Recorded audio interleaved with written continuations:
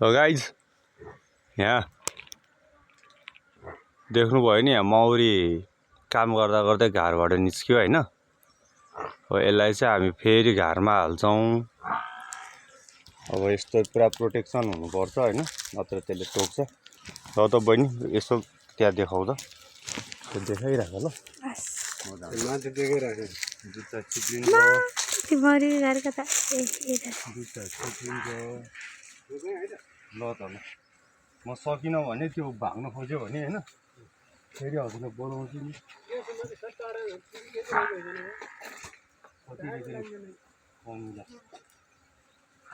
ए यहीँबाट नजिकै रहेछ।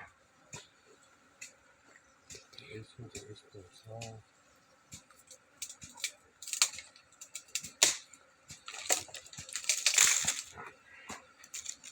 यसलाई चाहिँ हामी यहाँ ट्र्यापमा पार्छौँ। पहिला त्यसको लागि यस्तो गर्छौँ। यो गर्नु धेरै जरुरी छ।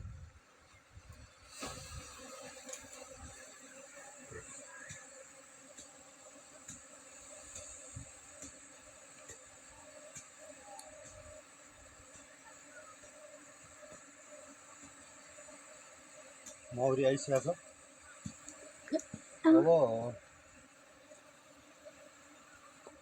यसमा यहाँ क्विन बी चाहिँ आयो कि आएन भन्ने जिज्ञासा रह्यो।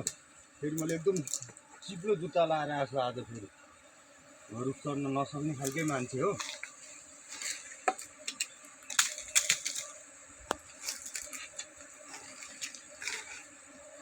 रानी मौरी चाहिँ आयो कि आएन भन्ने कुरो हो।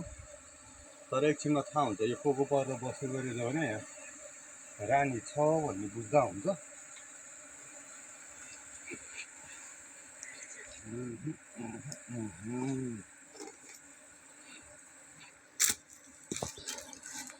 मौरी ट्र्यापमा परिसकेको छ। तर यहाँ रानी छ कि छैन भन्ने थाहा हुन्छ है गाइस। वनदेवी कृषि फर्ममा है, वनदेवी कृषि फर्ममा। यो बन्द गरिदेऊ।